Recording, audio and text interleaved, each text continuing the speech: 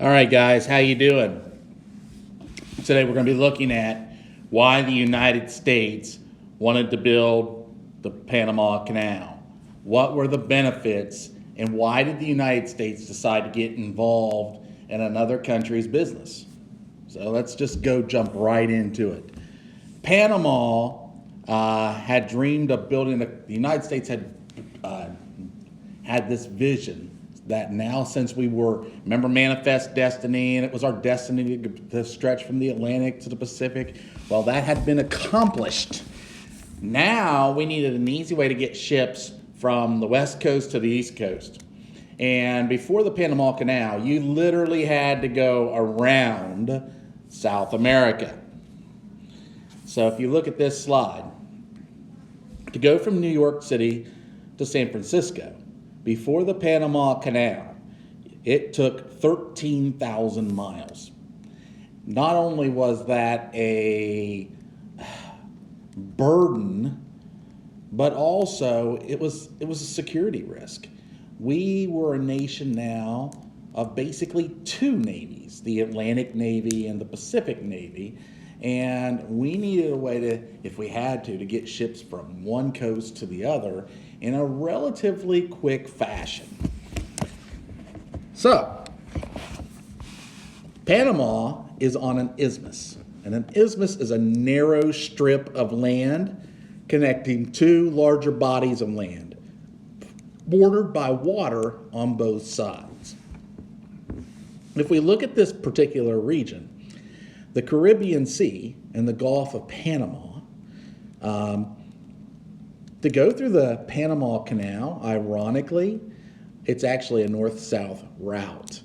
Now, if you look at it in the big picture, it's a route between the Pacific and Atlantic Oceans. But if you look at it at the local place, you're actually going north from the Atlantic Ocean, south to the Pacific through the canal. But the canal goes through the Isthmus of Panama. Now, there was a big kind of major problem.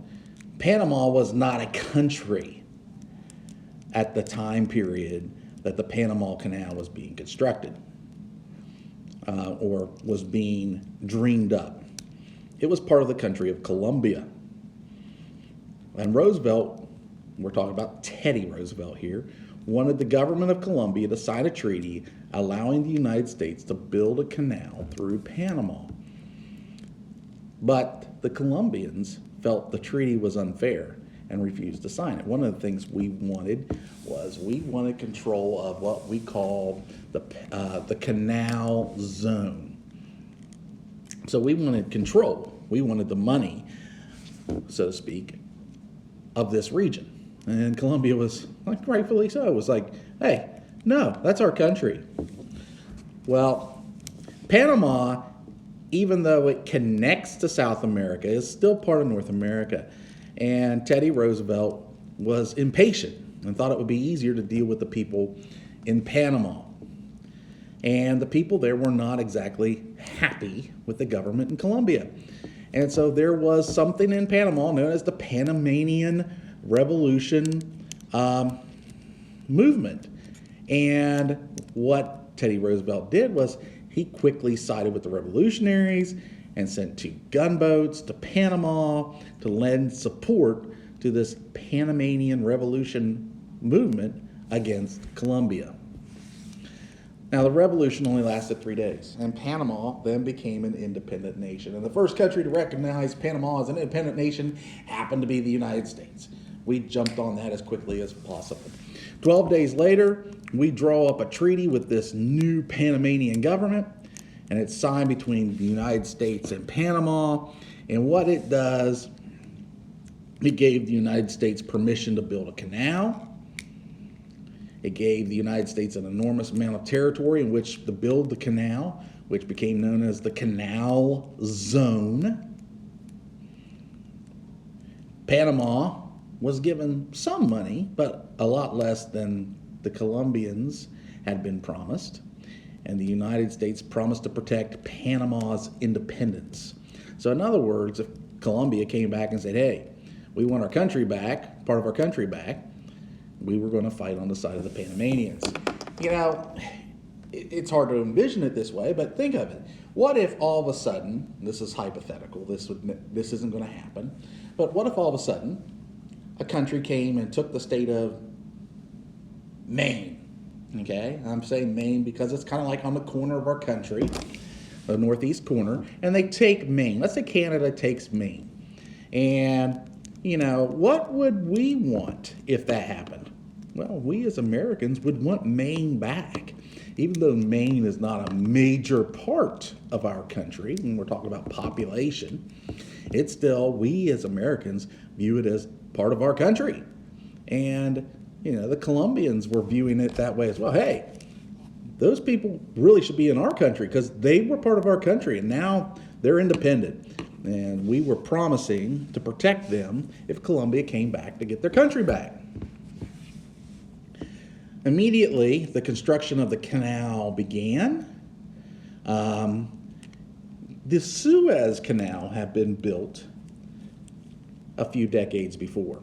But honestly, the building of the Suez Canal compared to the Panama Canal was much different. The Suez Canal was in a relatively flat area. It's more of a sand-based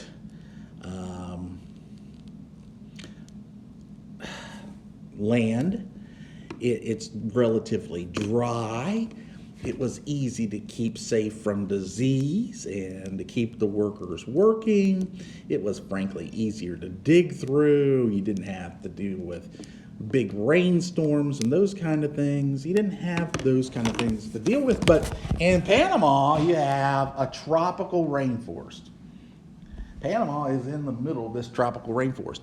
And even though it's an isthmus and it's not very wide across, it's very mountainous. So we really have to take ships up and over mountains to be able to do what we want to do here in Panama. How in the world are we going to do that? This is a huge engineering feat. Not only that, the big problem in this region are diseases.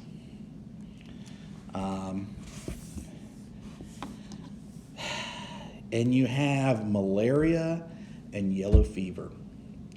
And these were diseases that were passed on by mosquitoes in these swamp-infested areas where people were digging. And an army doctor, Colonel William Gorgas, went to Panama and eventually found a way to reduce greatly yellow fever and malaria in this region.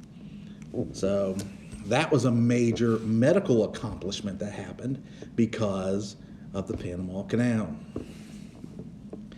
Also, it was really hot. Temperatures could reach 130 degrees. By noon, it was usually 100 degrees. I mean, that was the norm. And it was not a dry heat like you have in Egypt. It was hot and humid. Also, the work site was slippery. So you have this sea of mud that men are trying to work in. So it's very difficult. And constant harsh racket from trains and drills and steam shovels. The air was blackened by coal smoke that powered from the locomotives and steam shovels. It looked like this would not be accomplished, but eventually the workers did persevere. When they were working, after the workers left for the day, dynamite charges were exploded after they left as a safety feature. Night crews worked on refueling and repairing machinery, moving railroad tracks, and preparing for the next day's work. But accidents were a constant worry.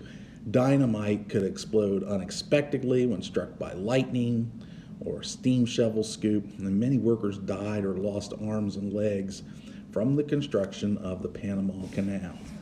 Despite that, it did get accomplished. It did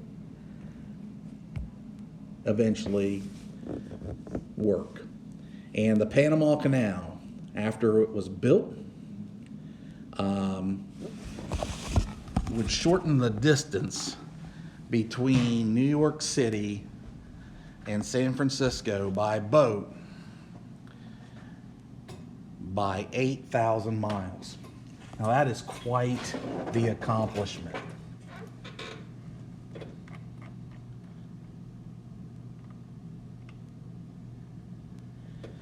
The first boat that would eventually go through would be a boat called the Anon. It went through, and the Panama Canal was finished just before World War I would begin in Europe. Now, why am I bringing this up with a World War I unit? Well, you know, the Panama Canal would be not only a great shipping route for businesses to save them money and time, but it could also be a great shipping route for global navies to send their ships over to Europe to fight in what was called the Great War. And the United States had control of the canal.